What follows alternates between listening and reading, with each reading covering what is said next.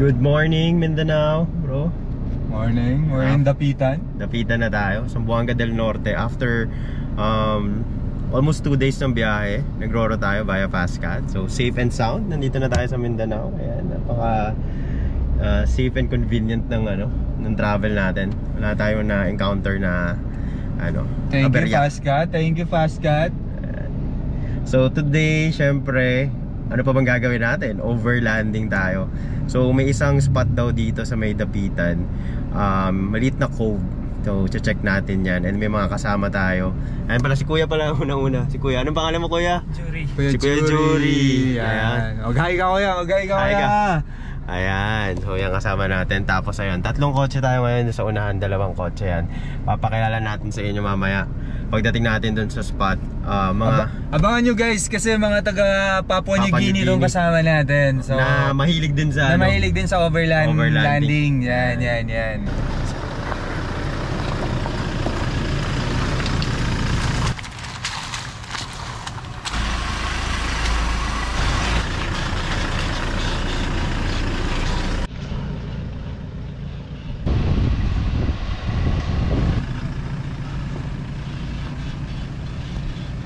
On the side lang, tulak lang. Tulad lang. Actually, gusto na ako magbuhot. Pwede rin. good. Nag-message sa puto na.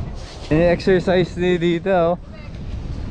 So ito yung spot guys, Sidlakan Beach. Cove siya. Ayun, oh. Linis lang tayong konti. Tapos dito na yung spot.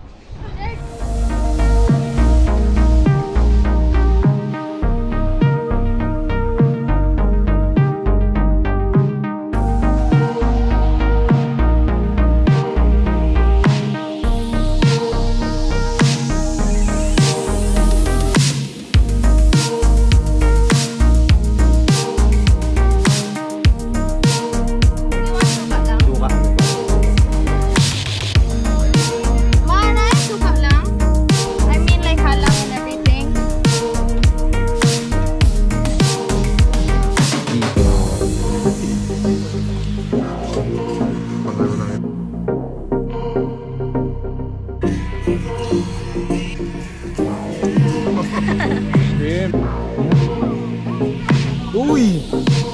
Sausaw mo dito sa pinakurot, oh. Sabihin natin lasa, i-describe natin. Hindi na kinakain to. Tigas. Okay. Parang hibon. Similar to texture niya, puset. Rubbery na malasa. Saan tayo ngayon? Sidlakan Cove. Ayan, cove yan. Maliit na cove lang. Ganda nung place. Sawang. Dipolog, Dapitan dito. Dapitan. Ganda ng spot. They are overlanders from PNG. Sila yung sinasabi namin. Ano yung intro mo? Mga overlanders from PNG. Yan. Sama kasi every week kasi sila nag-overland dun eh. Medyo madaming spot din daw dun. Ito yung kasama namin palagi. Yan. Si Jack ang kasama namin. Better swim. Come, tula. Wow. Sabi mo lang iniinom tong mga to. Sabi ng mga tropa mo. Try mo inom. Kuha ka lang dyan. Saan? Angat mo lang. Lock mo sa baba. Ayan. Tapos, ano meron insulated. Makapal pa sa mukha ng ex mo. Ayan. Hello. Tayo Maganda. Backyard barbecue party. Hey, what's up guys? So, ayun nga. Nandito tayo sa Dapitan. May maliit na cove tayong campsite natin ngayon. And it's time to introduce yung mga kasama natin. From? Papua New Guinea. Okay, ayun. PNG yan. From PNG. Ayan, si Tita Sol and Tito Ariel. Ayun. Long time overlanders na raw sila eh. So, ayun, dito sa Philippines nag-overland din sila. Tita, why do you overland? Anong meron sa overlanding? Bakit trip na trip nyo? Simple life, simple living, off the grid, Yan. May ano naman, hotels, masarap din naman yun. Mas, Wala. mas ano nga. Para ka rin nasa bahay. Pag uwi mo, naka-aircon ka. Walang parang redundant siya eh. Correct. Oo, kakain ka. Tapos, yan. Walang ano. Pero yung overlanding before namin, walang mga roof tents, yung plastic chairs lang, plastic tables. Pero ngayon kasi parang feel ko, parang you have to invest on the gears eh. Parang very particular ka na sa things na ano mo. Yeah. Pero meron namang cheap gears na Options. yeah. Depende na yun sa ano mo. Saka marami ng ano ngayon, tita, no? Mga iba-iba ng multi-tools, mga Tsaka maupuan, Correct. Before, walang drone. Walang GoPro. Walang cameras na cellphone technology yes, na, wala pa. Wala. Parang, So, immerse yourself talaga sa Yes. sa nature. Yes. Yun yung difference. Siguro yun yung, pinakamalaking difference siguro, tita, ngayon. Yan. Sa mga gamit. Since until now, pa naman kayo, overlanding pa din kayo sa PNG. As you mentioned, every weekend, di ba? After, Yes, yeah. Friday, Afterward. Saturday, Sunday. Yeah. Almost every week. Ano ang difference ng overlanding dito sa Pilipinas and sa PNG? Kasi sa PNG, we have to check on the place kasi it's a risky country. I mean, Okay. other than that, parang pareho lang. But then, here, kasama yung family, kids. Yun yung pinaka-the best part. Because we used to do it with the kids when they were small. And nung bumalik na sila ng Pilipinas, Kaya na lang kaming pinitita. dalawa na lang. We started like during the mid-90s. Mid-90s overlanding na. I can imagine, wala pa talagang technology nun. Cameras at yung mga... Wala, digital camera lang yata yun noon eh. Correct. Pero ngayon, anytime, may telepono, you can take photo. For Tito naman, Tito, ano ang hindi po mawawalang baon nyo pag nag-overlanding kayo? Ano? Pa natin kasama namin si Jack. Sino si Jack, Tito? Pa-introduce mo si Jack Jack. Daniels. Si Jack, At tsaka si saka Johnny. si Johnny Walker. Ito. Hindi mawawala yan. Oo. Okay. Yung mawawala yan ang buhay ng overlanding. Tsaka one more thing, doon sa PNG, kasi ang mga friends namin is mga Filipino priests. Okay. So, there are times na hindi makapagsimba. Sa beach o sa bundok kami nagdimisa. Sinasama niyo po yung pare? Everything nandun. Wow. So, wala na. Holy Week, pwede kaming magsimba kasi Doon na nagmimisa sa mismo. Sa campsite. sa campsite. Oo. Kasi nag-overland din yung mga... Actually, yung term overland, parang ngayon na lang yan, Very recent na lang. Kasi Camping lang dati. Camping lang dati. Nag-i-evolve talaga ang mga terms. Correct. It's a very simple and relaxing hobby, Okay. but very expensive. Yeah. Expensive siya in a way sa mga gears. Sa ganun. mga gear siguro kasi you won't stop looking for things na pwede mong gamitin sa overland eh. I don't know if it's addictive or pero Pansin hindi ko nga naman dito, even here in Manila, yung mga gears ko halos kompleto na. Mas may kitchen na tayo. Ayun na nga, may kitchen tayo doon kasi OCD din yung nag-overland. Pero masaya kasi ganito lang. Simple. It's a break nga daw from Well, city life, this City life. is, nakakapag-unwind ka talaga. Kahit uupo ka lang the whole day, nakakapag-relax ka talaga tapos ang downside, iinom ka the whole time na nag-overland, kakain ka the whole time na nag-overland. So yung ipa-fasting mo from Monday until Friday, wala. May pondo na kailangan Ito po. yung window. Ito yung window. Window sa coding. Kumbaga cheat Cheat day. Baon lang kayo ng losartan. Tsaka Simvastatin. simvastatin, yung mga cholesterol at saka uric. Pero dapat ma-understand din to ng ibang tao na hindi ba outdoor, hindi mahilig sa outdoor pa. Yung Kasi, outdoor living na mga oo. Kasi makukompare mo talaga yung uupo-upo ka sa restaurant, pagkatapos uwi ka na, di ba? Eh dito, luto ka, tulog ka dito, Ikaw gagawa ng pagkain mo. ikaw gagawa ng pagkain mo. Electricity, wala. Wala, oo. Yung katulad na ngayon, di ba? Pag nasa campsite ka na ganito, tapos andyan yung community. Tapos lalapit sa'yo na may bibenta sila na yung mga kung anong product na dito, yung tulad ng mga shells. Correct. Tapos the main purpose of selling it is para pangbili nila ng bigas. Correct. So, To para help the na- locals Makatulong ka na rin. Kahit gagastos ka, kahit sabihin mo ng mahal, pero ganon din. Parang happy ka na nakakatulong ka ng ibang tao. Yun ang ginagawa namin sa BNG. Like, kasi mahal yung fish pag nasa market na. So, pag nandun kami, nag-overland kami, especially sa dagat, yung mga fishermen, sa amin na ibibenta yung mga isda. Kita na kayo. So, Alam nila. instead na mamasahe pa sila, pupuntang mga 30 minutes Nandiyan na drive. kayo, tita. Oo, may mga yun, bibilihin mo na lang. So, that's it. Pagka-part ng bangka nila, nandiyan na kayo. Oo, andyan, Fresh pa. Fresh pa yung ano. So, ang Guaranteed. nangyayari sa amin doon, parang whole week namin yun na, Inuwi nyo na rin po Inuwi sa namin, ano. nagdadala kami Okay, ng- sa bagay, we have Oo, coolers oo. naman. So, Inuwi namin. ulam nyo na yun for the entire week. Oo. Yun na yung menu. So, nakamura kami sa sa budget namin for the whole week. Nakakatulong pa kami sa community kasi hindi na sila pupunta ng Uy, kasi malayo yung malayo magandang yung, ano yan, tita. Magandang input yan. Kasi kaya, healthy pa. Hindi ka lagi nakababoy or ano. kaya Isda. lang, yun nga, ang downside din is crabs. May mga crabs. Yan. Pero masaya kasi nakakapag-relax ka, Makakatulong ka pa. nakakatulong ka pa. Bago lang tayo lumayo, parang kanina pa natin minamention yung Papua New Guinea. At Tito, tanungin ko lang po siya, ano bang tsura ng Papua New Guinea?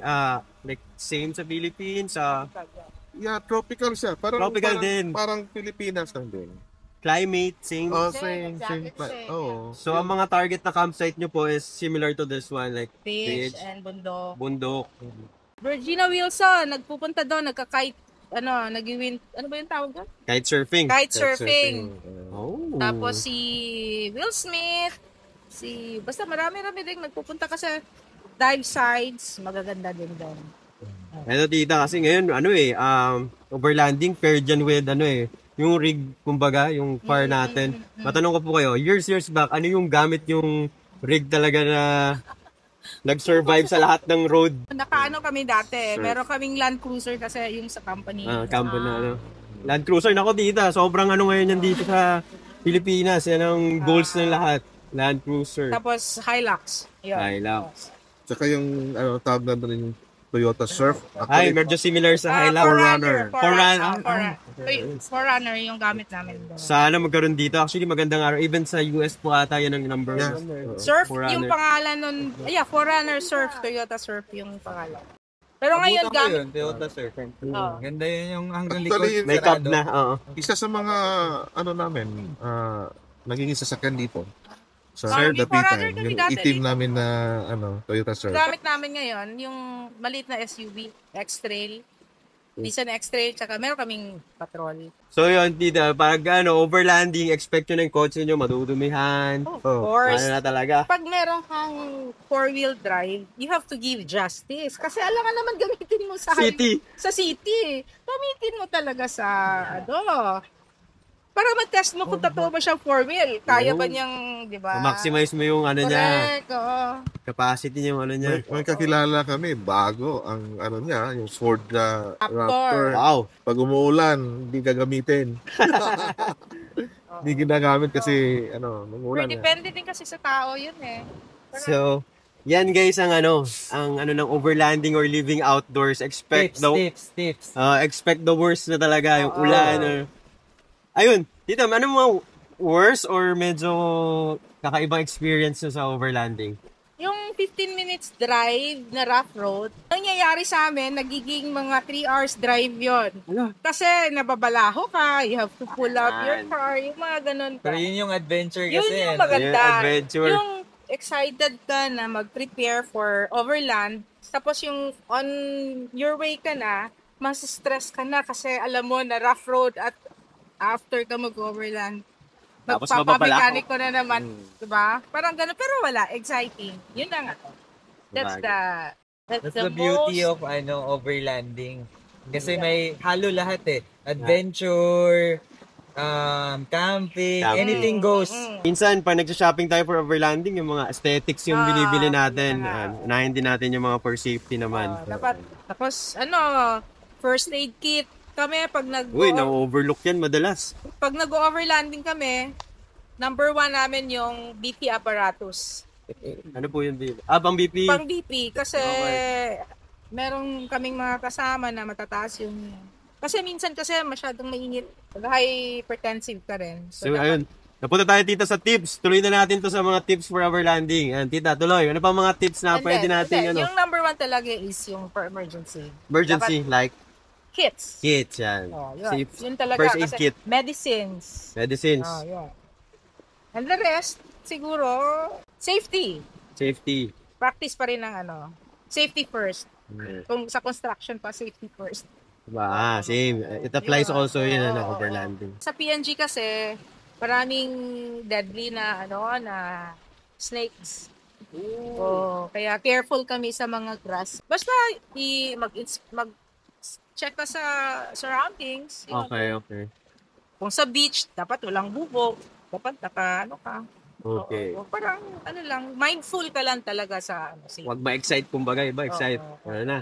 Set up na agad, hindi na na-check yung paligid. Aside kay Johnny and Jack. Kumain bago minom. Hindi. Manginginom dyan, mainig kayo kay Tito. Tsaka isa kasi sa mga purposes ng mag-overland ka, kailangan mo mag-build up ng relationship doon sa mga tao kung saan ka nag-overland. So, kunting kunyari may baon ka, share mo lang sa kanila. Oo. Papalitan na nila ng buko yan or basta nandun yun, ma-establish mo yung sa trust. Community. So, yun ang isa pa rin sa priorities mo, yun syempre yung kapante ka na safe ka doon, walang mangyayari sa inyo. Kung meron mang, like for example, car breakdown, yung handa silang tumulong sa'yo without any reward. Kasi nakapag-establish ka ng You have to doon. make friends with the community na kung saan ka pupunta. Tsaka yung camaraderie, tawag na ka ng yung mga mo din, overlanding. Fellow campers mo ba kung Makakakuha ka ng good points from them and network na yun. Ayun. Yun lang guys. So, sana sundan nyo pa tong video. Marami pang kasunod. So, meet the overlanders from PNG. PNG. Plug nyo na, tita. You're planning to do your, brand na online, your social media brand. Anong pangalan? Follow nyo na guys, ginagawa na to. Gagawin pa lang. Sige, we'll just, we'll advise. If ever, tita, yung pangalan?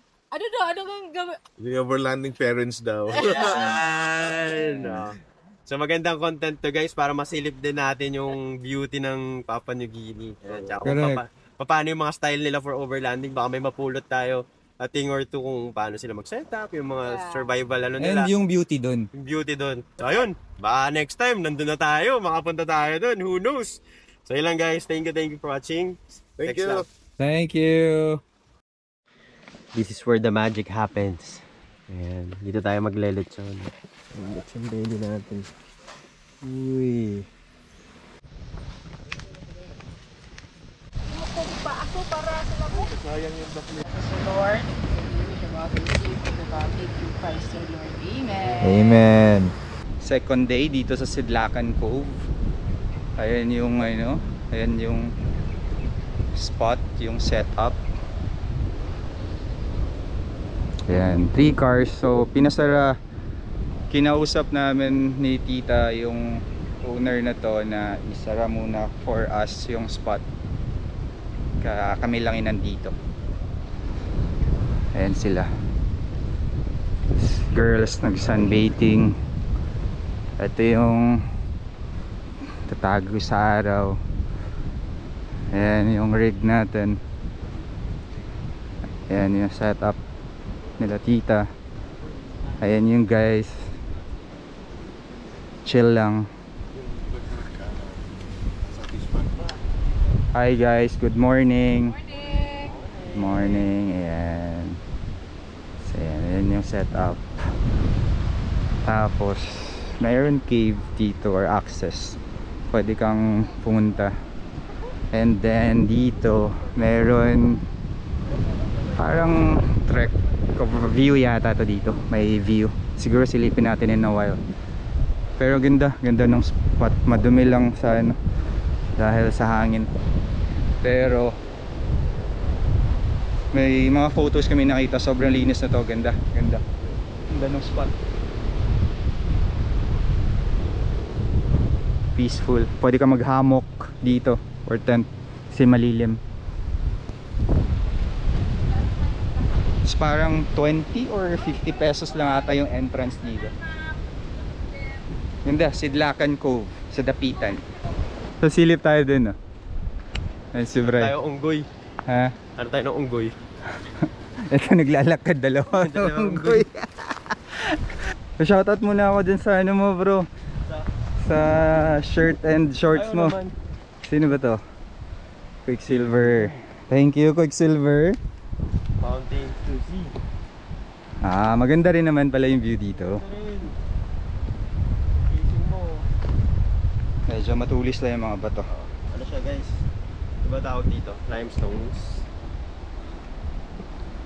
Ayan, no?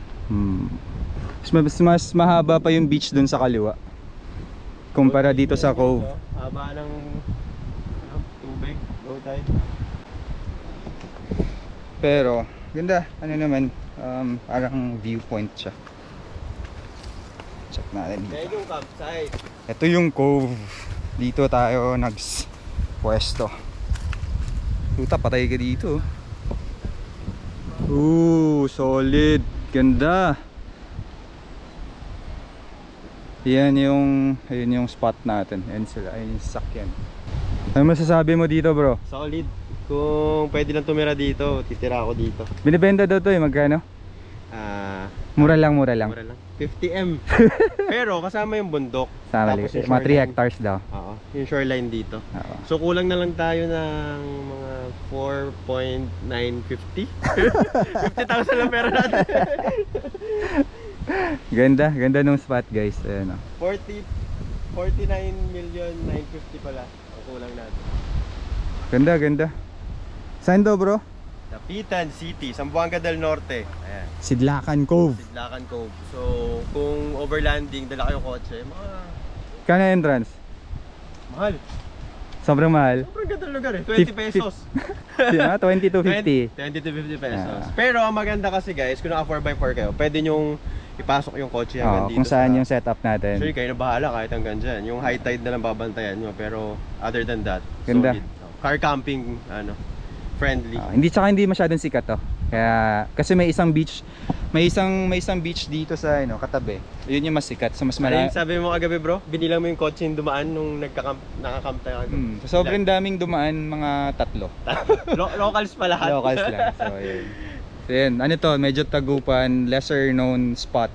Kaya pwede kayo mag-camp or if you're in the area, ganun. Kasi malayo, Dapitan to eh. Dito sa Batangas or So nasa Mindanao tayo, guys. Mindanao, Dapitan, ayan. Via Fastcat yan, syempre.